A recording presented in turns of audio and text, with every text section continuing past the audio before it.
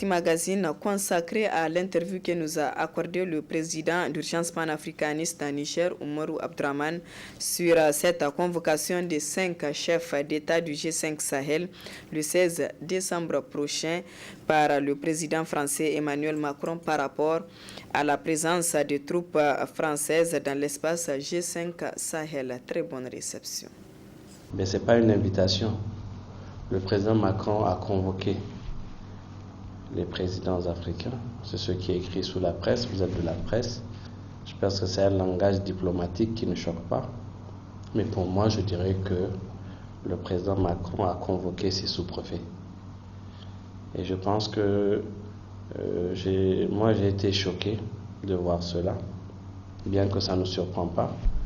Parce que si nous sommes en train de dénoncer la politique française en Afrique, si nous dénonçons la France-Afrique, c'est parce que justement nous savons quel regard les dirigeants français ont envers les dirigeants africains. Donc c'est pour dire et confirmer que la France-Afrique continue toujours à planer sur nos pays. Je pense que le président Macron veut pousser les chefs d'État, les cinq chefs d'État de la zone G5 Sahel. Ils veulent les pousser au mur, les pousser à dire clairement leur position par rapport à cette situation. Vous trouvez le problème des bases militaires étrangères dans nos pays est à la une actuellement et est en train de faire couler beaucoup d'encre. Imaginez un peu nos chefs d'État demander officiellement à ce que l'armée française reste sur nos sols, quelle sera la réaction des populations.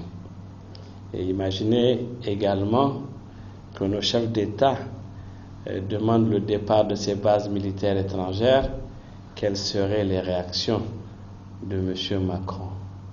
C'est dire que c'est un exercice très difficile, très compliqué. Mais moi, j'ai 2 messages à passer. Premièrement, il faut que le président Macron comprenne. Il faut que certains Français comprennent. La lutte que nous menons, ce n'est pas de la xénophobie. Nous ne sommes pas contre les Français. Et certains utilisent des jeux de mots pour dire les anti-français. Nous ne sommes pas des anti-français. Nous sommes des anti-France-Afrique. Nous sommes des anti-politiques françaises en Afrique. C'est très différent. Donc, je voulais en fait que le président Macron comprenne qu'il y a une nouvelle génération qui comprend les choses, qui voit les choses. Et cette génération ne peut pas laisser passer ce qui est en train de se passer dans nos États. Qu'ils comprennent également que c'est vrai, souvent, ils ont l'impression que ce n'est pas toutes les populations qui sortent dehors pour parler des problèmes de ces bases militaires étrangères, mais qui comprennent que 90% du cas du Niger, 90% des Nigériens pensent que leur présence n'a rien apporté dans cette lutte contre le terrorisme. Ils n'étaient pas là, on avait enregistré beaucoup de morts. Ils sont là, nous sommes encore en train d'enregistrer beaucoup de morts. Donc la question que se pose le Nigérien lambda, quel apport y a-t-il eu avec ces bases militaires étrangères? Donc le premier message, il est adressé au président Macron, qu'il sache qu'une nouvelle génération est là, qui n'acceptera plus de se faire piétiner, qui n'acceptera plus justement qu'on se lève un beau matin pour venir s'installer dans un pays. Parce que vous devrez savoir qu'aucune force étrangère ne peut s'installer en France sans qu'on ne passe par l'Assemblée nationale européenne. Je l'ai dit une fois lors de la motion de censure, pourquoi au Niger nous ne sommes pas passés par l'Assemblée nationale, sachant bien sûr qu'ils ont une majorité confortable au niveau de l'Assemblée. Normalement, un texte comme ça allait passer comme une lettre à la poste. Mais devant l'histoire, on saura qui a qui ont voté, ça c'est un, et on verra le contenu du document, ce qu'il y a dans le document qui va nous lier à ces bases étrangères. C'est pour ça que nous demandons que ça passe par le Parlement. C'est pas parce que nous disons... Il faut que les gens comprennent, nous ne disons pas de faire passer cela au Parlement pour que le Parlement rejette. Le Parlement ne va jamais rejeter. Il y aura toujours c'est téléguidé, c'est télécommandé, c'est robotisé qui vont faire passer cela. Mais en passant par l'Assemblée nationale, le peuple aura quand même le document entre les mains pour savoir ce qui lie l'État du Niger à ses bases militaires étrangères. Le deuxième message que je voulais faire passer, c'est pour nos chefs d'État. Qu'ils comprennent qu'ils sont face à l'histoire. Qu'ils comprennent qu'aujourd'hui, la nouvelle génération, qu'ils comprennent que la majorité de la population a les yeux braqués sur eux. Et que le 16, à Pau, toutes les populations du G5 Sahel auront les yeux braqués sur eux.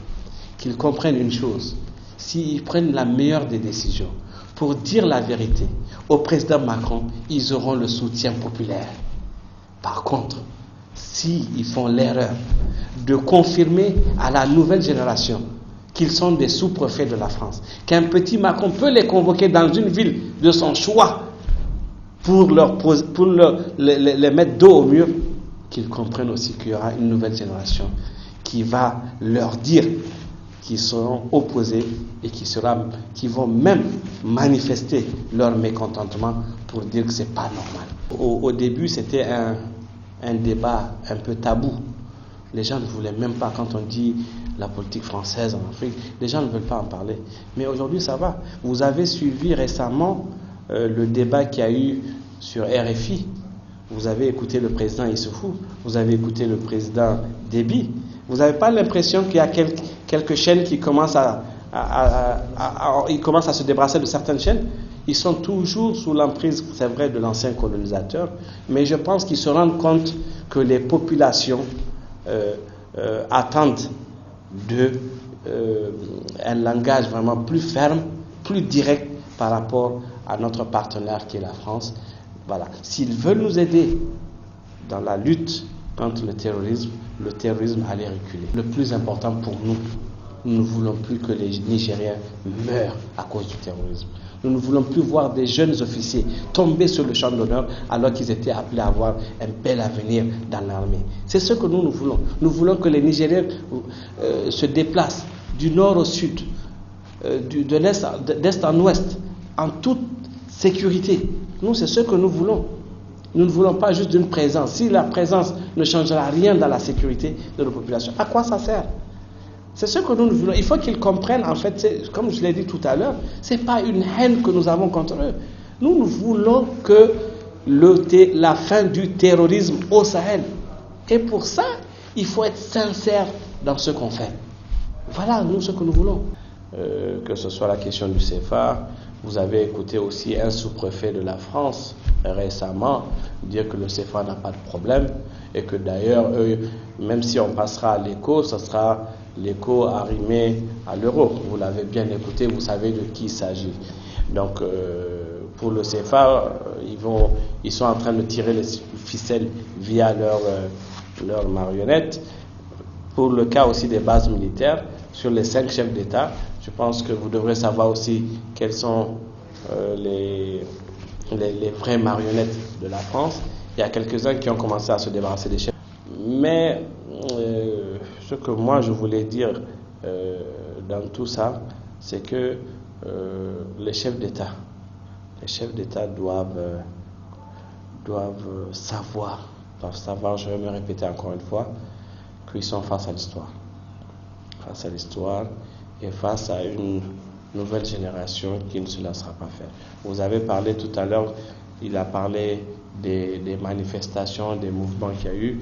Moi, sur Jeune Afrique, j'ai vu ma photo, on dit que je suis agitateur. Vous étiez là le 14 septembre à la place de la Concertation. Est-ce qu'on ressemblait à des agitateurs? Nous avons fait une marche, un meeting pacifique, où nous avons dénoncé les choses, où nous avons dit aux gens ce que nous pensons. Est-ce que ça, c'est de l'agitation? Dire aux populations ce que nous voulons comme monnaie, c'est un problème.